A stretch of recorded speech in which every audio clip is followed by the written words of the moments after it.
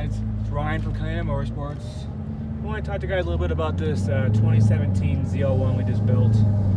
A10 automatic, obviously. The premise of this build, the customer came to us, he wanted 700 plus rear wheel horsepower. We've definitely exceeded that. He did not want methanol. He wanted flex fuel. He didn't want no crazy port injection, which with the Whipple at this time we really can't do port injection. He just wanted to keep it simple. He basically, his exact words were, I wanted to be able to put fuel in it, and that's it, and drive it.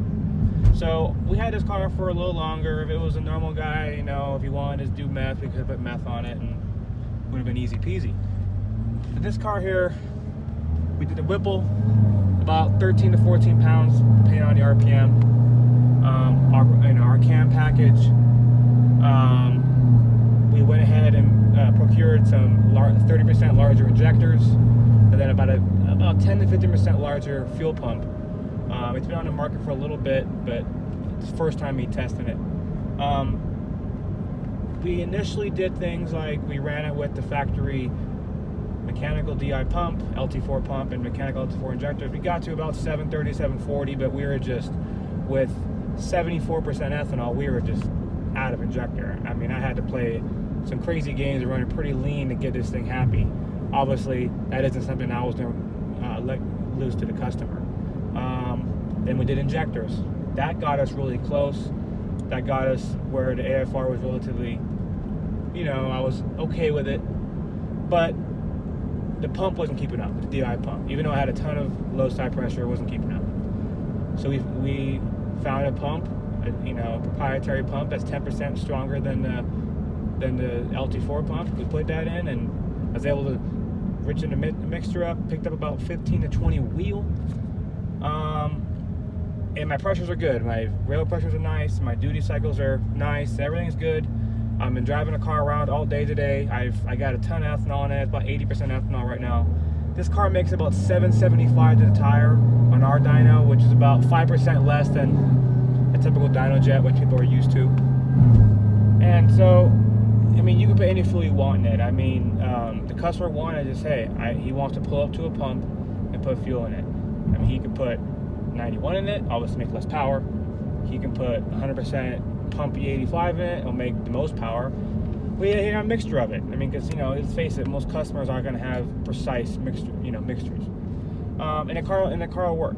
I mean, and I had the car for so long because I wanted to test these different things. I mean, it's got our cam package in. As you can tell, we've been driving this whole time. It literally drives like stock. Got the air conditioning on, the whole nine. Got a nice little low idle in the whole nine. I mean, personally, I really enjoy this car. I mean, the A10 is, in my opinion, vastly better than the A8. Just in shift refinement, and the ratios are obviously, you're always in the right RPM band, which is nice for the Whipple, because the Whipple tends to make a little more top end power versus a typical root style blower.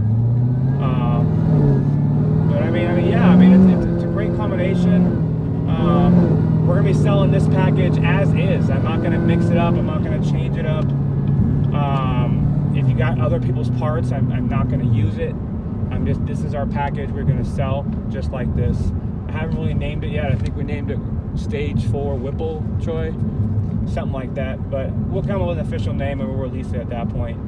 I mean, yeah, it's got a big 103 millimeter throttle body on it, which a lot of tuners were like, oh man, it's a nice OEM grade piece. It works great. Everything's. I mean, I'm really ecstatic with this car. I mean, I was talking to my guys about this, comparing it to like the Hellcat we did, and the Hellcat makes obviously a lot more power. Not a lot more, but a fair amount more. But this car, being as efficient as with the trans and being a little bit lighter, I mean, it feels almost as fast as a Hellcat.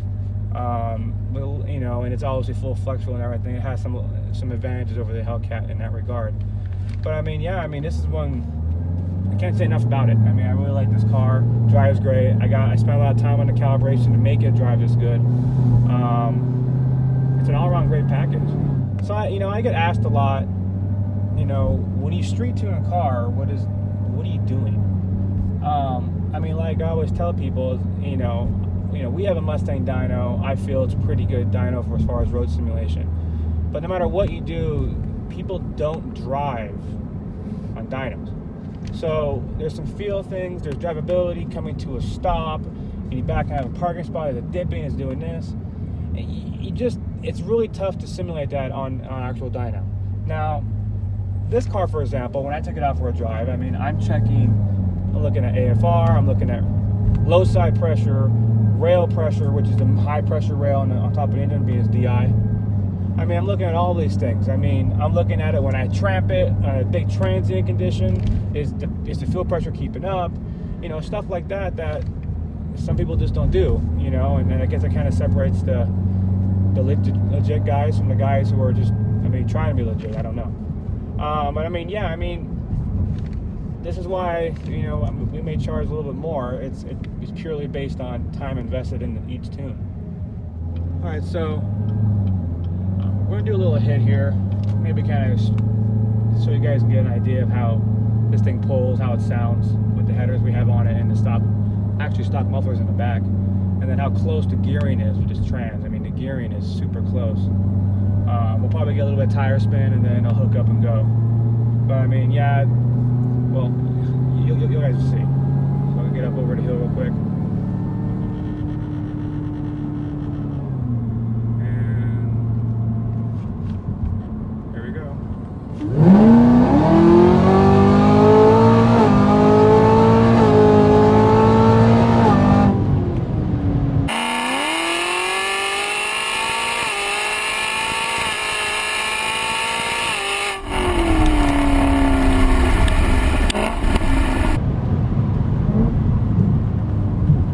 About 7,000 RPM, about 7,000 RPM shift points.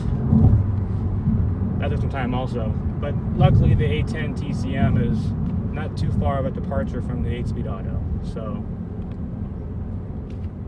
I really like this car.